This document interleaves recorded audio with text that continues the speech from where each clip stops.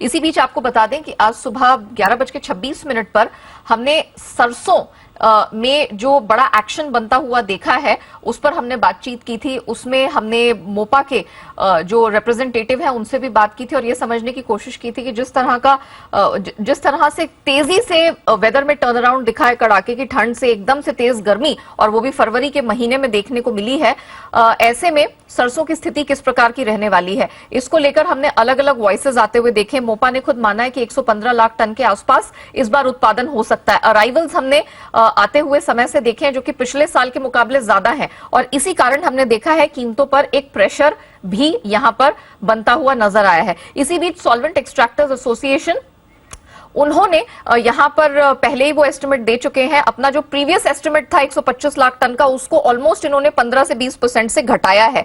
और इसी कड़ी में एक जो डेवलपमेंट हुआ है वो ये कि एमएसपी के नीचे जो अब सरसों के भाव आ गए हैं, इसके मद्देनजर सॉल्वेंट एक्सट्रैक्टर्स एसोसिएशन ने केंद्र को एक चिट्ठी लिखी है। इसी पर हम बात करेंगे। सॉल्वेंट एक्सट्रैक्टर्स एसोसिएशन के बीवी मेहता हमारे साथ जुड़ चुके हैं। Mehta sir, good afternoon, thank you so much इतने शॉर्ट नोटिस पर हमसे जुड़ने के लिए।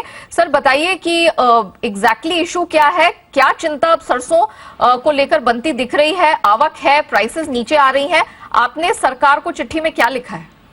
नहीं, दो चीजें, जैसे क्रॉप का नंबर जो मिल रहा है कि भाई क्रॉप तो काफी अच्छा है। अफकोर्स जो पहले 120-25 की लोग बात करते थे उसे 110, 112 होगा।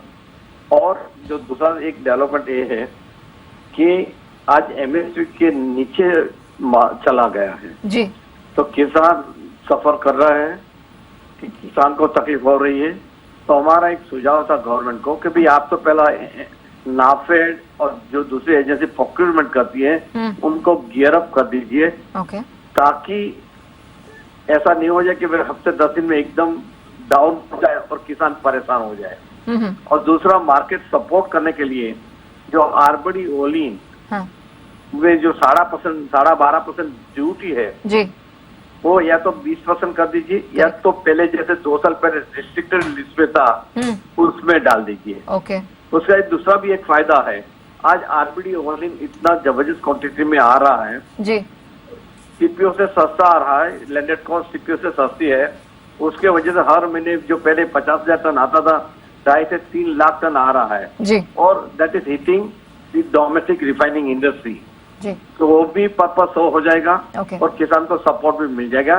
तो हमने अपील वही लाइन पे की है कि भाई आप इमीडिएटली इसमें ध्यान दीजिए, क्योंकि इतना एरावल पिकअप हो रहा है और कि जो लास्ट एक हफ्ते में जो गर्मी हुई सर है, अभी हमारे जितने हमने इंपोर्ट्स किए हैं, क्योंकि अब तक का लेटेस्ट अपडेट यही था कि इस बार रिकॉर्ड इंपोर्ट्स खाने के तेलों के भारत की तरफ से हुए हैं, तो प्राइसिंग की स्थिति किस प्रकार की होती दिख रही है? क्योंकि हमने आपकी तरफ से, एसईए की तरफ से एस्टिमेट्स काटते हुए सुना है, आपने अनुमान रेपसीड के आउटपुट के कट किए हैं, तो कोई चिंता की ज्यादा बात है सर यहाँ कीमतों को लेकर? क्योंकि देखिए आउटपुट का कटौती नहीं की है, मगर ये साल जो 2-3 चीज हुई जी, एक तो विंटर सीवियर विंटर हुआ, उसके वजह से पाला पड़ा, जो बोला जाता है हिंदी में पाला पड़ा, उसका एक नुकसान हुआ।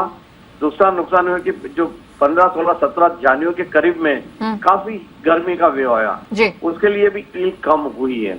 तो 2-3 फैक्टर मिला के हमने देखा, और हमारा जो इंटरनल सर्वे चल रहा है जो उनका भी जो इंटरनल रिपोर्ट है वो भी बोल रहे कि 110 के करीब है, जो लास्ट 105 के था। करेक्ट। नहीं तो ये साल 7 लाख हेक्टेयर बढ़ा था और सबको उम्मीद थी कि 120-125 लाख टन का क्रॉप आ जाएगा।